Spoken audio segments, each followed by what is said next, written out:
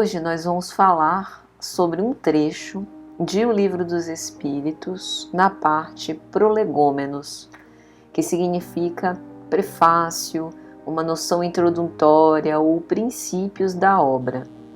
Esse texto de Prolegômenos começa com uma abordagem de Kardec com respeito às comunicações entre o mundo espírita e o mundo corporal.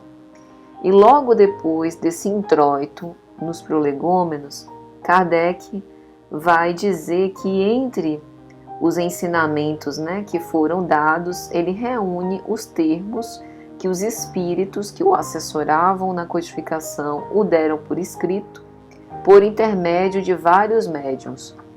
E aí, esse texto é assinado por São João Evangelista, Santo Agostinho, São Vicente de Paulo, São Luís, o Espírito de Verdade, Sócrates, Platão, Fénelon, dentre outros. Então aqui a gente vai separar um trechinho e vamos conversar sobre isso, que mostra pra gente a diretriz espírita. Os espíritos dizem assim a Kardec: com a perseverança é que chegarás a colher os frutos de teus trabalhos.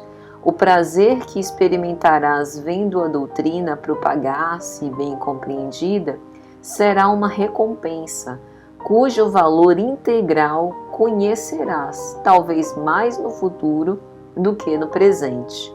Não te inquietes, pois, com os espíritos e as pedras que os incrédulos ou os maus acumularão no teu caminho. Conserva a confiança, com ela chegarás ao fim e merecerás ser sempre ajudado. Por que eu quis pegar esse trecho? Porque a perseverança talvez seja a virtude mais estimada, mais importante de nós desenvolvermos na vida presente. Porque muitos de nós desanimamos, desistimos antes de tentar. E é justamente por esse esforço persistente que a diretriz espírita nos aponta que nós vamos conseguindo vencer as provas.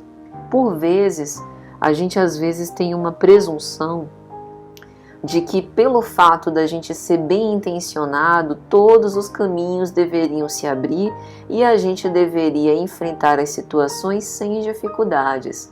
Mas essa não é definitivamente a vilegiatura de um cristão. O cristão necessariamente ele vai se opor a certos regramentos que são colocados na sociedade, entre aspas, como o normal. Aquilo que é correto para o cristão quase sempre vai desagradar, porque a sua rota é uma rota estreita, que não encontra fantasias e fugas, e quando encontra, o cristão sabe que ele está distante da realidade espiritual e existencial que ele tanto busca. O espírito Joana de Ângeles, na obra Espírito e Vida, psicografia de Divaldo Franco, no primeiro capítulo, ela vai dizer que por vezes as aflições que nos chegam passam ignoradas pelos outros e acabam sombreando os semblantes já sombrios. E às vezes a gente está aqui deambulando pelas dificuldades, pelas vicissitudes e as outras vias, aquela grama mais verde do nosso vizinho se afigura como formosa. E aqueles que avançam por ali parecem bastante satisfeitos. E a gente está aqui querendo fazer o bem e está tendo muita dificuldade de fazer. Não é melhor abandonar tudo?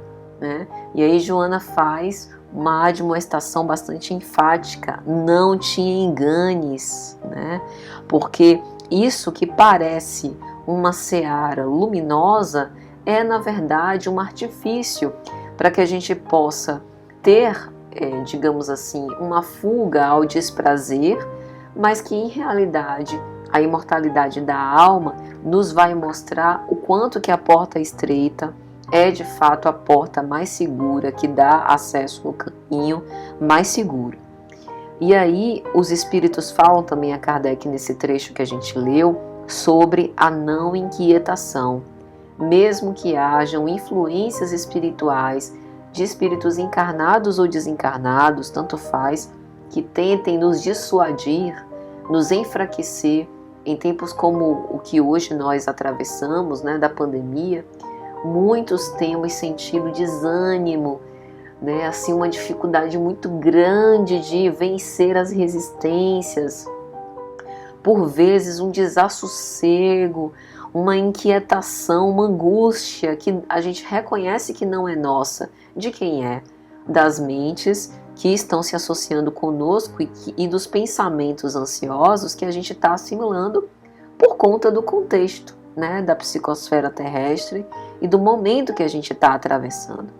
Então nós que somos imortalistas precisamos ter isso muito fresco na nossa cabeça e não nos inquiete também as pedras dos incrédulos ou dos maus que acumularão no caminho. Essas pedras são aquelas pedras simbólicas, né? As pedras metafóricas. Muitas vezes as acusações sem fundamento, né? Que fazem em relação a nós, dificuldades de convivência, incompreensões, acusações de hipocrisia, de falsear, né? Mas a gente precisa dar um crédito, porque muitas das pessoas, né, que fazem comentários injuriosos ao nosso respeito ou que negativam, digamos assim, as nossas ações, não nos conhecem em profundidade. Por vezes nem a gente se conhece em profundidade. Então como é que a gente vai exigir do outro um entendimento, né, profundo a respeito de nós mesmos? Então Joana vai falar que todos os construtores do pensamento e das ideias que possibilitaram novas conquistas através dos tempos vergaram infatigáveis ao peso de 1000 aflições, né? Mas não desistiram, porque se tivessem abandonado o trabalho a meio do caminho, com certeza não teriam chegado nos fins colimados. E ela encerra dizendo: avança, portanto, pautando a conduta na firmeza dos postulados abraçados, e se o caminho parecer áspero e de difícil acesso, recorda Jesus. Então é por isso também que o Espiritismo é a revivescência do cristianismo primitivo, né? A nossa filosofia moral, ela está calcada no Evangelho de Jesus. A gente precisa recordar que Jesus puro veio à Terra para nos ensinar misericórdia, fraternidade, para brilhar a nossa luz, para a gente ser o sal da terra, temperar as relações e cultivar aqui a realidade que nós queremos para o além-túmulo. E ele que veio sem mácula foi tão injustiçado, foi crucificado, perseguido e incompreendido. E nós que carregamos, né, as nossas mazelas desse ciclo reencarnatório em que a gente está, como é que a gente vai esperar ser bem aquinhoado e bem recebido por todos? Então esse daí é um engano que a gente precisa se desfazer. Portanto, meus amigos, perseverança sempre, esperança na semeadura que a gente está fazendo agora e muita fé em Deus. Um grande e fraternal abraço para todos, que Jesus nos abençoe e nos ilumine, e até a próxima, se Jesus assim permitir.